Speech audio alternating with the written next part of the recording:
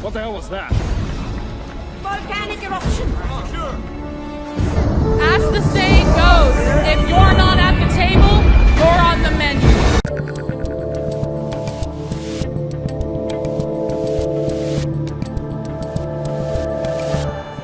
All right, everybody. It is June 4th, 2025. I'm Dave Rubin. This is the Rubin Report, live on location from, yeah, I bet you can guess it, Jerusalem, Israel. We are in probably the most important real estate literally in the world, maybe with the best view of it right now. Our friends over at Aish have graciously lent us their rooftop view, and what you have right behind me, we obviously are in the old city of Jerusalem, and what you are seeing behind me is the holiest site in Judaism, which is the Western Wall. Actually, technically the holiest site is a little bit above that. It's the remains of the ancient temple, but there now is the Al-Aqsa Mosque there, so Jews pray to the wall instead, which is just an old retaining wall. Down there, the Al-Aqsa Mosque and Dome of the Rock are right over there, and just minutes away, about 10-minute walk through the old city, is the Church of the Holy Sepulchre, which is the holiest site in Christianity. So this is it's a magical place. I mean, I really can't describe, as my entire crew has been saying, like, if there is just a feeling here, there is a vibe here. You know, we spent a couple days in Tel Aviv, which has an unbelievable non-stop energy, and this is a tiny country that, you know, is attacked every which way. And right before I did my show in Tel Aviv, just a few minutes before I did my show in Tel Aviv, the other night, there were, you know, everyone's phones lit up, and there was a rocket from the Houthis. And fortunately, the show literally was in an underground comedy club in a bunker, so we were already in the bunker. That worked for a couple jokes during the show. But this is a country that's fighting for its existence, trying to get its hostages out of Gaza. Obviously, you know, has all these rockets coming in. But then you come here to Jerusalem, literally the holiest city on the face of the planet, and you feel something that the only way I can describe it, I think this is as close as you can get to meeting God. It's right here, and there's a lot of people from all sorts of faiths that feel that. And just quickly, I'll do a 1-minute history recap. You know, when the British Mandate of Palestine expired, they offered to split the land. There was never a country of Palestine, and they had Jews and Arabs and Christians living here. They offered to split the land. The Jews accepted. The Arabs said no. All the Arab armies tried to destroy Israel. Israel then came into existence. Harry Truman recognized Israel. The UN recognized Israel, the modern state of Israel. But they did not have Western Jerusalem at the time. They didn't have Eastern Jerusalem either. They didn't have Jerusalem at all. And for the next 20-ish years, 19 years till 1967 war, this was controlled by Jordan, and Jews were not allowed to pray here. Here they let Muslims pray, obviously. They don't even let Jews really pray at their holiest site, but they let Muslims pray at the mosque, obviously. So they unified the city and brought it together. And this is a place of coexistence. It's just extraordinary. You go here, you walk around, Orthodox men, Orthodox Jewish men with the old school hats, walking next to women in traditional Muslim garb, and it's an incredible place of coexistence that I guess just doesn't play well for the PR machine that we see internationally. So we are going to talk about a lot of the stuff that's going on back in America, and try to do as normal a show as possible, and I'll try not to squint that much, but it's an absolutely beautiful day, and the sun is shining, and we've got a makeshift roof over me, so bear with us. Let's dive right in, and actually the first story is, I would say, deeply connected to everything that's been going on here in the 600 plus days since October 7th, and this, this horrific situation that has taken place in the Middle East. The White House is now, well, I'll read it to you, a tweet from the White House as of this morning, just in, the wife and 5 children of illegal alien Mohammed Soliman, the suspect in the anti-Semitic firebombing of Jewish Americans, have been captured and are now in ICE custody for expedited removal. They could be deported as early as tonight. So this is the illegal who came here 2 or 3 years ago to America, got in legally, then overstayed his visas, and he was shouting Free Palestine and had Molotov cocktails and injured, I think, at least 8 people, including elderly people and children, wanted to murder people. This is to the backdrop of 2 two people who were killed outside the Israeli embassy who happened to be Christian, actually. We also had a jihadist attack on New Year's Day in New Orleans. You might remember that one. And then, of course, everything going on here. But there's a different sheriff in town in the United States of America right now, and his name's Donald Trump. And we are not going to put up with this crap anymore. It doesn't matter what you think of Israel or Gaza or Hamas or anything else. In the United States of America, we have laws. And you can't murder people because you don't like what's going on in the other part of the world. You can't murder people because you don't like what's going on in your country. We actually have law and order again. And things have escalated, I would say, in some sense, in a positive way. I just saw this from Texas Senator Ted Cruz. In the coming days, I will be circulating and reintroducing a modernized version of the Muslim Brotherhood Terrorist Designation Act, which I have been pushing for my entire Senate career. As I told the Free Beacon, the Muslim Brotherhood used the Biden administration to consolidate and deepen their influence, but the Trump administration and Republican Congress can no longer afford to avoid the threat they pose to Americans and American national security. Hint, hint, Rashida Tlaib and Ilhan Omar and possibly AOC, this is not going to go well for you guys because there's just no doubt you have some support within that network. But I really pray, I'm in the right place to pray, that Congress passes that. The Muslim Brotherhood, which is like sort of the head of the snake of the terror network that runs throughout the Western world. Of course it should be a terrorist organization. Of course we should be booting these people and their supporters who want worldwide, endless global jihad, globalize the intifada. Of course they should not be in the United States. Many places in Europe have designated them a terrorist organization. And by the way, many places in the Arab world, including the UAE, have banned them as a terrorist organization. In the UAE, they don't even let you fly the Palestinian flag because they really understand what's going on. It has nothing to do with creating Palestine. It has everything to do with destroying the host country, whether it's the UAE or it's Israel or it's America or it's Britain or Canada or anywhere else. So, all right, let's put a pin in that. Let's get back to other things that are going on in America. And actually, they're deeply connected. And this one, yes, I'm in the holiest place on earth, and I'm going to show you a clip of The View. That really does not feel right to me, but I am going to do it, but you'll see why it's connected. It's Anna Navarro on The View, and she lives in Miami, and she's very concerned about what she's seeing in Miami as it pertains to ICE agents deporting illegals. Illegals, by the definition of coming here illegally, are illegal. And if you are caught by ICE, you gotta go home. That's just kind of how it is. There's a different sheriff in town, as I said. She's not happy about that, and she makes up some complete and utter nonsense here. I will comment on it in a moment. And,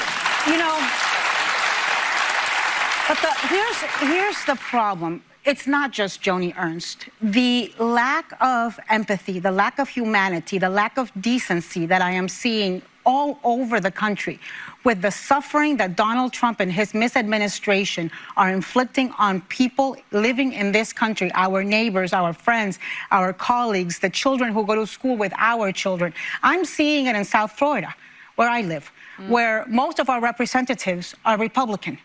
And the suffering and fear that the Latino community is undergoing in Miami and South Florida, all over the country. The windows of their cars are getting smashed. They're getting dragged through the streets by men in masks who are picking them. Children are being torn from the arms of their mothers. And this is happening, and our Republican congresspeople aren't saying a damn thing. All right, Anna Navarro, you are lucky today because I am in the holiest place on earth, so there'll be no choice language on today's show. There'll be no F-bombs or anything else. I'm just going to do this as straight up as possible. Everything you said there is a lie. Now, you do live in South Miami. That actually is true. You live pretty close to me, as I understand it. And here's what I'd like to say. You lied in what you said there. That's one thing. You're on The View. Okay, that's just fine. I'd like to meet you for coffee. I know a lot of Latinos in South Miami. I hear a lot of Spanish all day long. There are more Cubans and Venezuelans and all sorts of people from all walks of life that come here that love this country, that are thrilled. I would welcome you to come to my weekly basketball game. And my buddy Frank, he's Cuban, actually. And almost all the guys we play with are Cuban and Venezuelan. And I'm hearing a lot of Spanish trash talk. And they're all Trump supporters. And I'd like you to meet these guys. But if that's a bit much, I will meet you at Calle Ocho. Why don't we do that? and we can have a cafecito and we can talk about what your confusions are, because everyone in the Miami area and South Florida that I know is happy. We have law and order, and yes, we do have Republican representatives, and that's why we don't have homeless people all over the place. And that's why when a busload of Chinese illegals showed up very near your house, Anna, they were immediately arrested and deported. They shouldn't be wandering around the neighborhood, and we don't know why they're here or what they're doing, right? They shouldn't be. So you're very, very confused. You're hysterical. You're lying. And in the spirit of holiness and everything else, I'd like to sit down, coffee on me, wherever you want. We can go to the most Latino area you can think of. I'll do my busted Spanish if you want to do it that way too, and we will see what's what. But when you see the sort of hysteria around all of this, that's one version of it. But the other version, that the more important version, a version that maybe Anna's not that connected to, is the reality version of it. And if you want to see the reality version of it, well, I can't believe it. I'm going to show you some reality from the Washington Post, although the headline is a little confusing. Listen to this. The mysterious drop in fentanyl seizures on the U.S.-Mexico border. The reasons behind the decrease of fentanyl seizures in the U.S. and along the Mexico-U.S. border are complex. Do you see what the Washington Post even had to do there? They know why we are having less fentanyl brought in, because Donald Trump closed the border. And the 15 or so million people who were coming through, and they were gang members and rapists and fentanyl dealers and all sorts of child traffickers and all sorts of other horrible things, they are not coming now. Well, some of them may still be coming, but they're being stopped. But largely, literally by Donald Trump saying, you cannot come in anymore, as opposed to what our previous administration did. They're not coming. So it is not mysterious as to why the fentanyl numbers are dropping. It's not mysterious why the illegal numbers are dropping. It's not complex. You don't have to think about it. But even the Washington Post, which is pure propaganda, lies about virtually everything. They even had to semi-acknowledge the truth, and then they massage it with it's complex and it's mysterious. Like, guys, no, you don't have to do that anymore. We need to get over the lies. Maybe I'm feeling that particularly strongly in this place of history and truth. Hey guys, you've lived the American dream, worked hard, raised a family, and built a life based on values like personal responsibility, freedom, and faith. But now you're watching the chaos unfold and asking, what happened to common sense? You're not crazy, and you're not alone. President Trump is back, taking action, leveling the playing field, exposing wasteful spending, and standing up for America's Judeo-Christian roots. But let's face it, he can't do it alone. That's why I stand with AMAC, the conservative alternative for Americans over 50. For just $16 a year, you'll get the AMAC magazine, money-saving discounts, and most importantly, join a community that still believes in this country. Join today at amac.us/Rubin. AMAC has your back because they never stopped believing in you. Let me show you this. This is wild. So, as these ICE agents are now going throughout the country and taking illegals, they are not taking legal citizens. I know the Democrats want you to think that. The Democrats want you to defend illegal MS-13 gang members who are also former wife beaters and child traffickers. But actually, they're taking out illegals. And watch this. So this is a video of ICE agents who arrested an illegal. And I want you to listen to the audio of the man who's filming it, and just to see the sort of disconnect between what actually should be done and the way so many brainwashed people are reacting to it. Like, come on, man. That's a damn shame what y'all doing. Yeah, it's cool. It's cool, but it's a damn shame. Yo, my man, I'm sorry. I'm sorry Trump's an asshole. That's what we gonna start doing, fighting back. Goddamn shame. All y'all should put a bullet in y'all heads. Doing Trump's work. Every single one of y'all put a bullet in your head. Okay, so, we have something called the First Amendment in the United States, and the First Amendment, God bless the founders of our country, figured out that you want people to be able to speak, and you want them to be able to speak in a way that is offensive sometimes, because that's how you churn through ideas. And whether you get offended by something is on you, right? You're going to hear things that you don't like in life, and that's just reality. And the last thing that you want is the government stopping people from saying things. But here you have government agents doing the work that the government's supposed to do, which is making sure that America is for Americans. The guy that they're arresting right there, he might not have a criminal record. He might be a perfectly nice guy, and he might have been here for years, but if he's illegal, again, Trump's giving people the opportunity right now to self-deport, and then via the app, then you can get back on a list to maybe get in. So we're actually doing this in the most mature possible way, right? We really, really are. Like, think about that. They're not just bursting into places without any warning. There has been warning for months, and many people have self-deported. But the people that won't self-deport, that get kicked out, you're never coming back. So that guy's never coming back. But the reason I relate this to the First Amendment, of course, is there you have some random guy saying he should put a bullet into the head of the ICE agents. Forget what he said about Trump. Now, that type of talk, that's as close as you can get. I mean, that really strikes me as a violation of the First Amendment. Like, that is a direct threat. He was basically saying, I should kill you. And not only is he saying I should kill you, but he's saying it to a government official. So I don't know if they're looking into that guy. Maybe in some sense that's a sidebar here, but relative to the violence that we are now seeing, the normalization of, if anyone's on the other side, that you can basically call for violence and then enact violence. I mean, I saw an awful lot of people basically defending even this Egyptian national who did what he did. Well, there's a genocide going on across the world. Not only is there no genocide, but the people you're defending are the ones trying to commit the genocide. But I know explaining things to these people is a little bit difficult.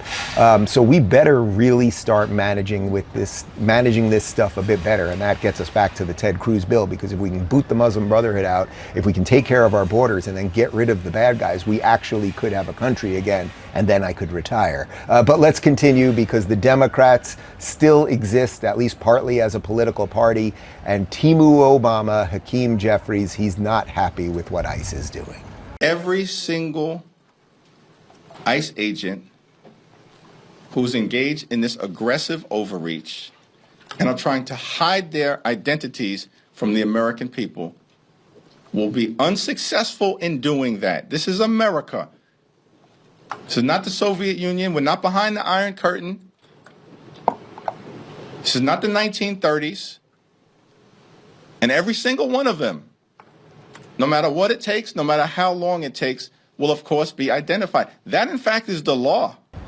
He should be kicked out of Congress. I know I usually go on the AOC, Ilhan, Rashida and Ilhan really should be kicked out of Congress, particularly Ilhan, who illegally married her brother for immigration status and is a de facto member of a terrorist organization, at least one terrorist organization. He should be kicked out of Congress too. He is basically there threatening the lives of these ICE agents. You know why the ICE agents wear masks? It's not because they're not proud of their work. They wear masks because if their faces are seen, then people might go after their families and their kids and everything else because of people like you. This has nothing to do with the 1930s. They're not rounding up American citizens for political dissent or because of their skin color or their religion.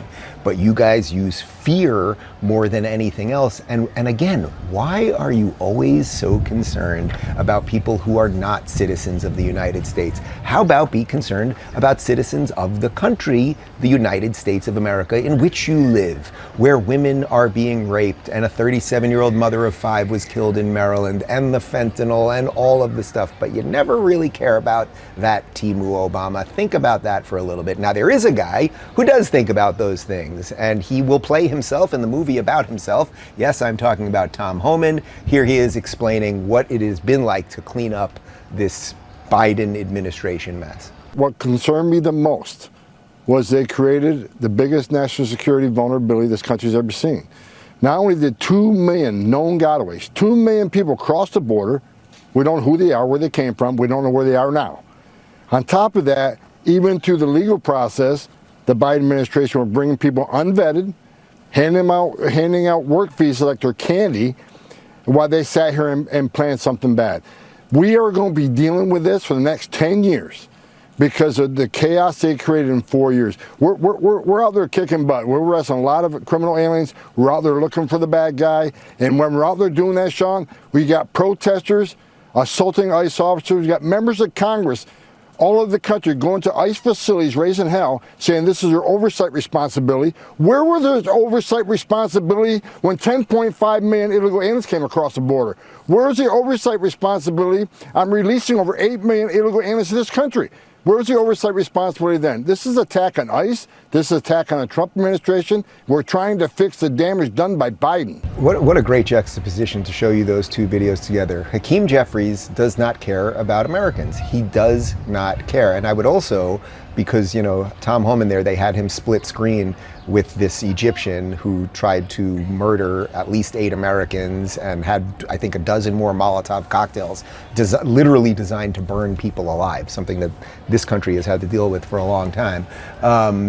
Tom Homan cares about the United States of America, and Tom Homan's right. So let's say it doesn't exactly, we don't know exactly what the numbers are. That's the point. But if there are about 2 million bad-ish people in the country, you know what they might start doing? I don't know, maybe throwing Molotov cocktails at people who they disagree with politically or they don't like their religion because they came from a part of the world that's holding on to ancient hatreds, as we just saw. That is a huge, huge problem. This is a place, Israel, but Jerusalem specifically, where they've had to deal with stabbing sprees. They've had to deal, which are happening in London right now, right? And so now there's politicians who literally want people to not have sharp knives anymore and just have a blunted tip knife, because that's how you solve terrorism. A woman shouldn't be able to cut the chicken the way she wants to for dinner because there's a jihadist outside. Completely absurd. But they've had to deal with bus bombings and suicide bombings and cafes blowing up. The Sbarro that used to be here was a massive bombing. Like, they've had to deal with all of that, and they're still here. Do we want to go down that route? Do we want 20 years of we don't know who's in the country and all sorts of stuff is going to be blowing up, and it won't, and again, it's just, even if you don't care about the Jews, if you just, from an American perspective, do you care about your family's ability to go out and not feel that they're going to get mowed down by a car, which we now see happen all over Europe and they've had to deal with here for a long time and everything else. So these things, whether you like it or not, whether you want to see it or not, are deeply connected, and it's unbelievably dangerous. President Trump's back in office, but he's facing nonstop challenges, from activist judges to a major trade war with China shaking up the markets. That's why I'm excited to announce my new partnership with Goldco, the top-rated precious metals company. I've personally chosen to protect my money with gold and silver, and Goldco made the process incredibly simple. They help everyday Americans move over $3 billion into gold and silver. These guys know what they're doing. Right now, they're offering unlimited bonus silver on all qualified orders, but it's only while supplies last, so don't wait. Visit DaveLikesGold.com to learn more. You'll even get a free 2025 gold and silver kit to help you decide. Again, that's DaveLikesGold.com. Check it out. All right, so this is all to the backdrop of Trump actually trying to do good things. Trump is trying to secure the country, and that's the first thing. And if you can secure a country, and you can say America's for Americans, that's pretty good. America, freedom, liberty, all these things, beer, hot dogs, all that stuff. Like, it's good and it's okay. And if we can do that, then we can start doing a lot of other things. But of course, the Democrats are still trying to destroy Trump, and they're doing it with a new phrase called taco.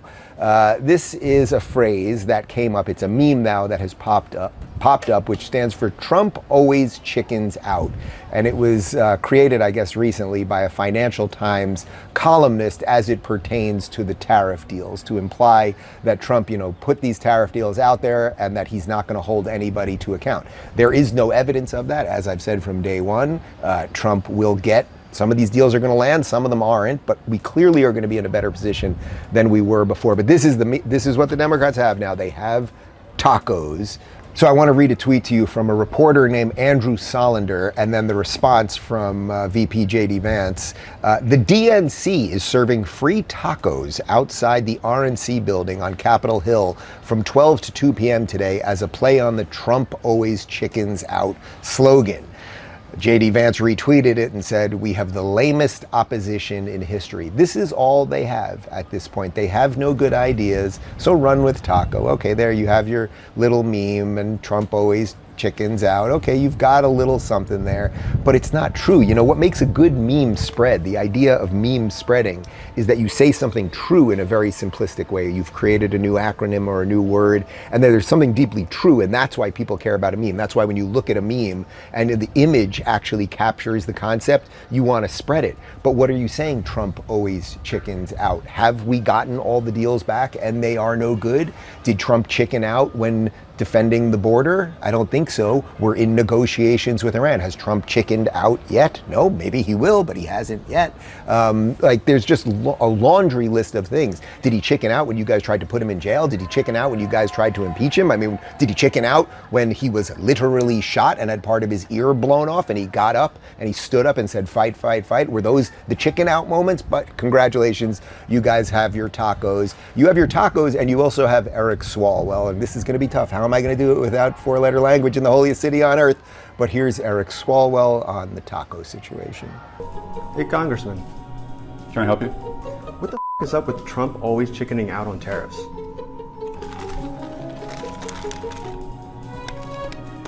When it comes to negotiating with the terrorist government of Iran, Trump's all over the lot. One day he sounds tough, the next day he's backing off. If Taco Trump is already folding, the American public should know about it. No side deals.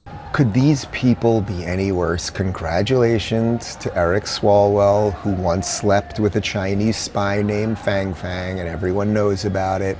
You're eating a taco and your little assistant can use the F-bomb. That's very impressive. And Chuck Schumer going after Trump on the Iran stuff after Chuck Schumer himself has thrown Israel under the bus. I can assure you, Chuck Schumer is not liked here in the state of Israel at all. But this is what they've got. They've got fear, and now they've got their silly little names. Here's Donald Trump on taco. Wall Street analysts have coined a new term called the taco trade. They're saying Trump always chickens out on your tariff threats, and that's why markets are higher this week. What's your response to that? I kick out? Chicken out. Oh, isn't that nice? Chicken out. I've never heard that. You mean because I reduced China from 145% that I set down to 100 and then down to another number? And I said you have to open up your whole country. And because I gave the European Union a 50% tax tariff, and they called up and they said, please, let's meet right now. Please, let's meet right now. And I said, okay, I'll give you till July 9. I actually asked them, I said, what's the date? Because they weren't willing to meet. And after I did what I did, they said, we'll meet anytime you want. And we have an end date of July 9th. You call that chickening out? You call that chickening out? I don't think so. So again, we'll see where all these deals come back. But you know, we already have some evidence that some of the deals are coming back better. You know more are going to come back. I already gave you a long list of other things that this guy hasn't chickened out to. But how about let's do it this way, if we're talking about chickens. We had a president of the United States who was not the president. We can't even call him a chicken because he wasn't even there. He was the guy that was supposed to be guarding the chicken coop, I suppose, and he was sleeping. And then he let the foxes in. And then, well, we let in the fentanyl dealers and the murderers and the rapists and everything else. So you can call Donald Trump names, that's just fine. I think Donald Trump's going to be okay with that. But after 4 years of the absolute and utter farce that you people put us through, nobody should be listening to you. It literally is as simple as that. And speaking of people nobody should be listening to, a man who desperately wanted to be vice president but nobody likes, Tim Walz. I say this because I'm proud to say it looks like as of next Tuesday, I'm going to have a high school graduate with my son, Gus. And he's pretty in tune to this. But when he said this, he said, Dad, a lot of these young guys, especially, said they're not voting on the policy issues. And he wasn't dissing them. He said they may know the policy issues, but most of them don't. They're doing it because there's a sense of excitement, a sense of thrill in this. It's entertainment or whatever. We all dismiss that. Donald Trump's a clown. You know, Donald Trump's rallies are a clown. And I think Donald Trump understands belonging, understand groups. I mean, you look at it. He gives them a uniform, the red hat. He gives them some chants, some talking points, whatever. It's not that all that different than when we build sports teams in high school. You belong, you're part of this. It's not so much the policies. I think it's incredibly dangerous.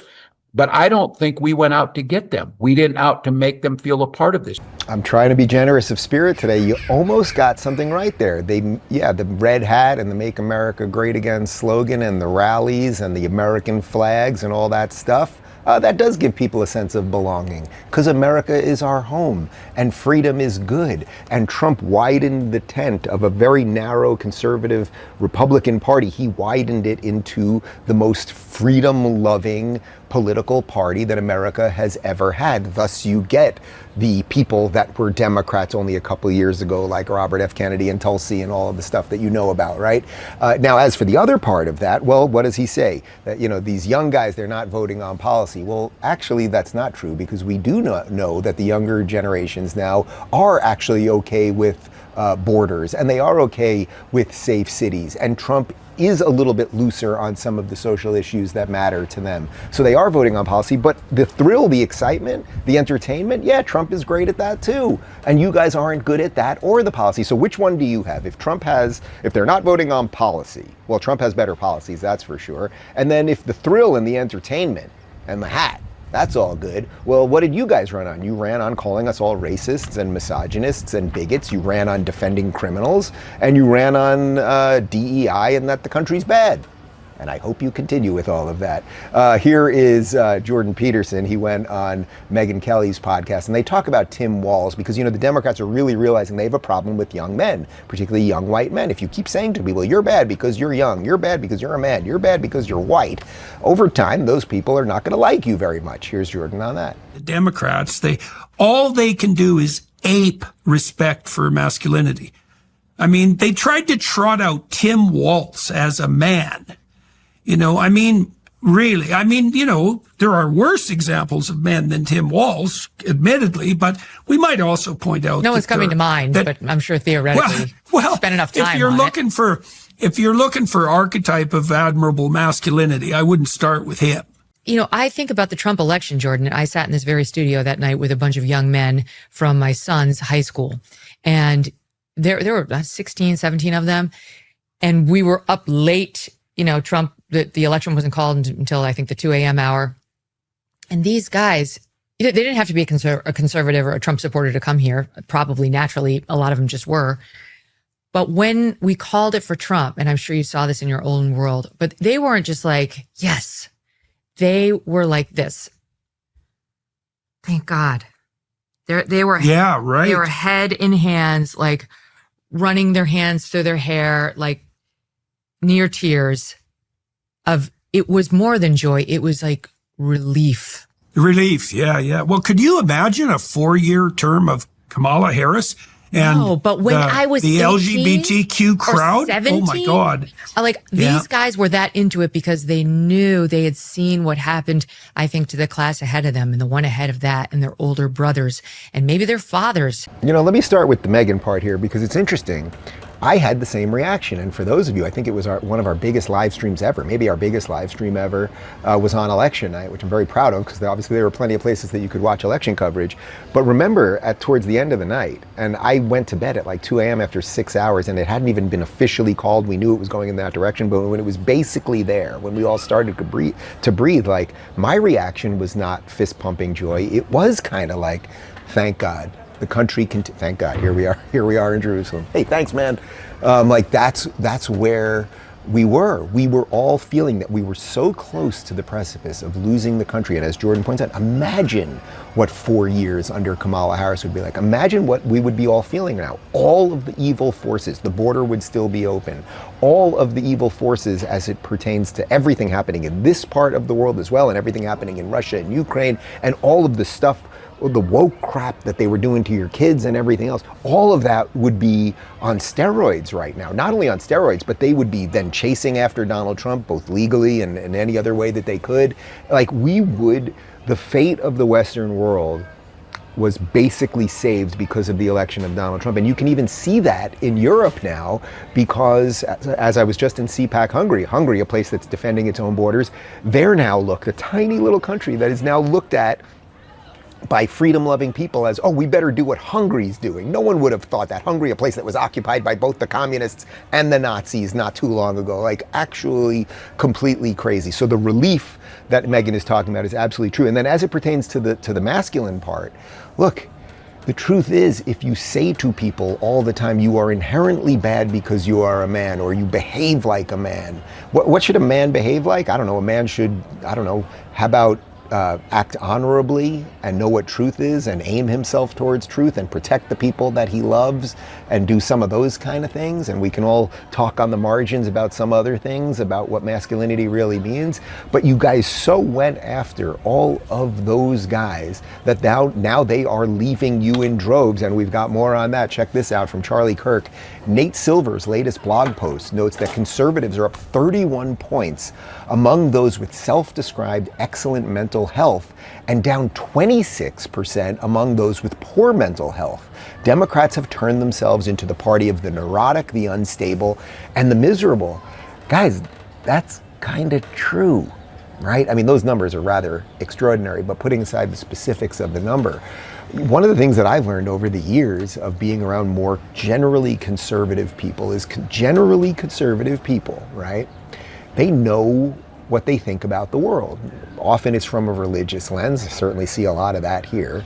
But whether they're religious or not per se, they have a belief system that is outside of politics and they believe in basic reality. You can conduct a conversation with them and you can have a back and forth and they aren't triggered all the time because they heard something they don't like, et cetera, et cetera.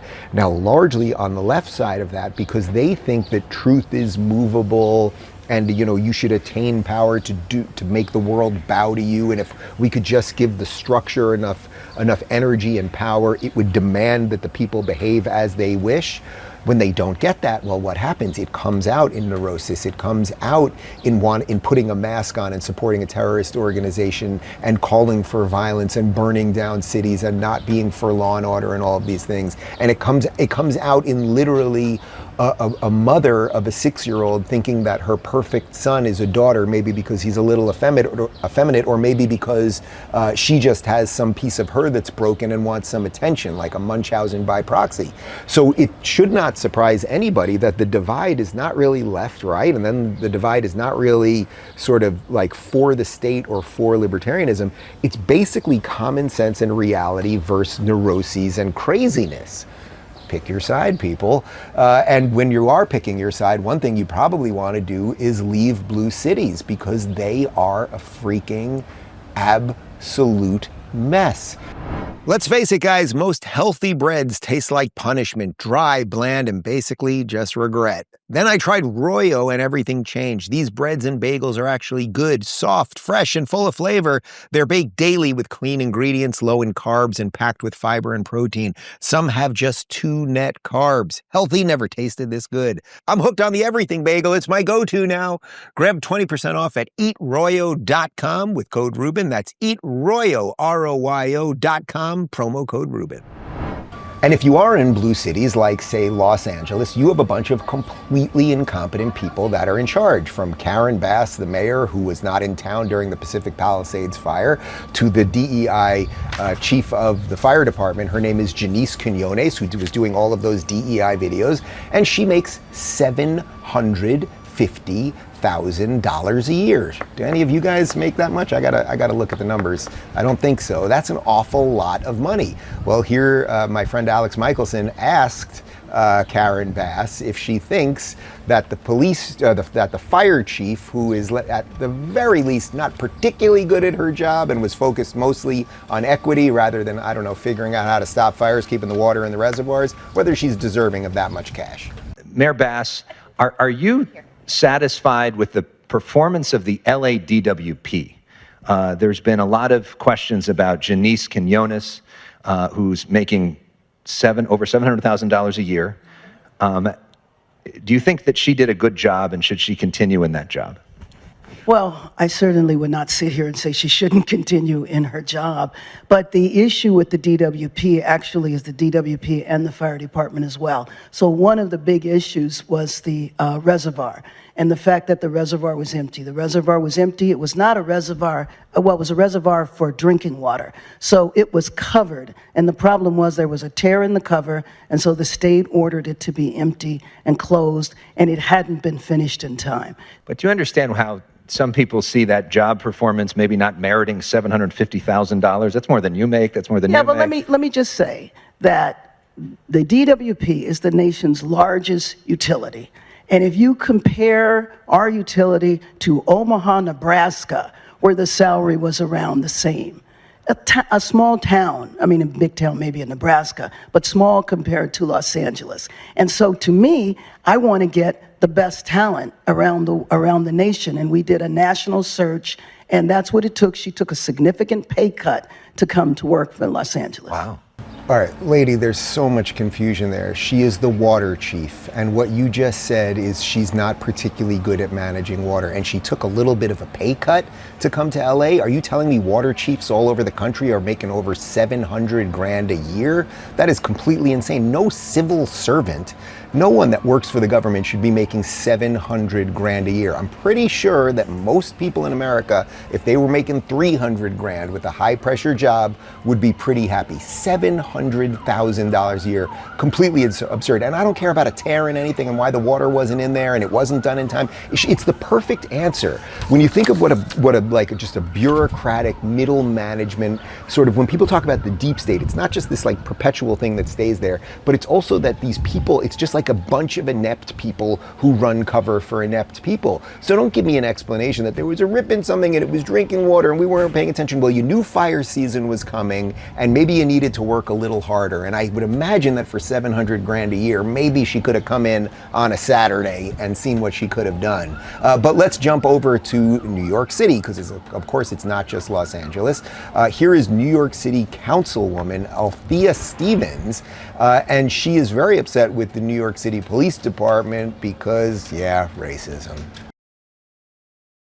And just the last thing, this isn't a question, this is a comment. I know the police's feelings on the gang database and how, they feel that it can be improved. I'm just always gonna stand on the side of things cannot be fixed when it already comes with a broken system. A broken clock could be right twice a day, and things like that just have to go because it stems from racism. And I know that you feel very differently, but that's just not going to change it. And I know it's in your testimony. I was not going to bring it up, but because you brought it up, I'm gonna bring it up. And so I know we have conversations coming up to talk about how you feel about it, I feel about it, but I just have to say it because you brought it up, and so I just brought it up. So that's it. Thank you guys so much. All right, you might go, what the hell is this woman talking about right there? What she seems to be upset by is that the NYPD, when they're looking into gangs, which are often race-based, you're gonna have a black gang, you might have a white gang, that would be the scariest of all gangs, you might have a Latino gang or some other sort of gang, that they're mentioning race when they're talking about the gangs. Now, of course, if you were someone that cared about the citizens of the city, you might go, well, we need to know their race so we know who they are. They don't, as I often say, walk around with laminated cards. You use characteristics to describe people so the police can do their job. But it's really interesting because she basically is like, a clock is right twice a day, but the system is broken, and that's why they want to burn down the whole system. If a gang member, let's say, mugs a pregnant woman and attacks somebody and steals some from somebody, oh, I cursed, and steals some stuff from somebody, it doesn't matter what race they are, but it might have some bearing on the police's ability to find that person. So they are always just obsessed with the wrong thing. And now, what's beautiful about all of this, because we wanted to end the show on a positive note, and we're almost there, is that as people see the craziness that we've illustrated here, the nonsense from Anna Navarro, the endless cries of racism, all of this stuff, more and more people are waking up and pushing against it. And we've also seen the Great Migration in the United States. Sane people are leaving blue states, sane people are really leaving blue cities.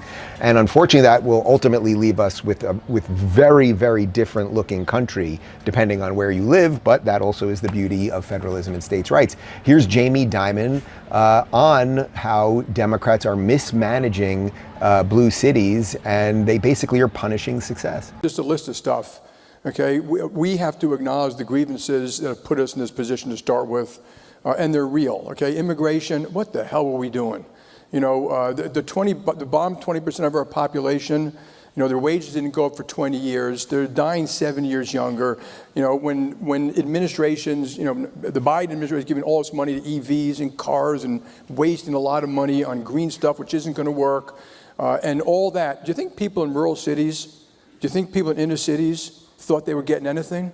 Do you think that those people think that the American government is fair and competent and that this was in their best interest? Their schools don't work. They're not getting the skills they need, and you heard that just now. So we got to acknowledge these. And I also call it blue tape, Because, you know, Republicans, you generally don't like red tape. You understand the devastation of it.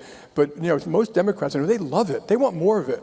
And they want to make it so confusing you can't even meet the rules, so you get punished and fined afterwards. What I say earlier about common sense that now fits into the wide tent MAGA thing, people have just had it with this nonsense. People have had it with telling you that 1 + 1 does not equal 2, that boys are girls, that an open border makes sense, that defending terrorism is somehow good. Like, people have had it with all of that. People have had it with the idea that just because you don't like, as I said earlier, you don't like what's happening half a world away, you can attack and murder American citizens. Enough of all of it. And what we need right now is enough Americans to at least be aimed towards something true and real, which is exactly what our founders aimed us at, and then gave us the documents to hopefully over generations free us. If we can do that, we will be fine. But I didn't want to end the show on a purely political moment in this truly magical place that I am in right now. I wanted to end it on a bit more of a spiritual note. So Jordan Peterson, one more time. There's a paradox in the notion of whether we can know God exists. And the paradox is, in part, you can't know God. And so, can you know that something exists that you can't understand? And the answer is, well, maybe that's why you only see God's back in some real sense, right? You get hints, and maybe you get hints if you open yourself up in the right way. And one of the ways you open yourself up in the right way is not to ask for what you want in the God is a celestial butler manner, but to ask how it is that you could transform yourself so that you could be a better agent of the divine will or something like that. And then what do you find when you do that? When you embrace responsibility, what you find is meaning, which is a route to the divine. Well, the secularists would say, well, without God, you could still find meaning in service to others. And I would say, yes, that's true. But the reason you find meaning in the service to others is because that's one step on the ladder to the divine. Well, Nietzsche said, God is dead, and what's going to happen? Man. That is as good as it gets. If you can't truly know God in some sense, and you're always looking at his back in some way, but if you're aiming the right way and you're orienting yourself more towards the truth, right, then ultimately you can build a better world. You can build a better place, right? Meaning will sprout from that. Ironically, or maybe not ironically, I mean, that's been a theme amongst my guys since we've been here. We keep making a joke about it, but it's like, it does feel like God lives here. There's been a lot of strange coincidences that have popped up. We've all had just sort of odd moments, particularly in this city. And if at a scalable level, if our societies start doing that, put down, at the very least, put down all of the lies. Enough. It's been enough. You guys had at it for a while. We acquiesced. We let the foxes into the hen house, as I said earlier. We let you in. No more. We got to get over it. There's serious stuff happening in the world, and if enough of us at least aim that way, then we probably can fix it. And then you won't need politicians to save you. Maybe there is a higher authority that we should all be thinking about. All right, that is the Rubin Report for today. If you are in Jerusalem, or actually if you're anywhere in Israel, because it's a tiny country, I think there's a couple tickets left for our show tonight, daverubin.com events. I promise you a great time. And now we're gonna take a walk through the old city. All right, thanks for watching, everybody. Bye.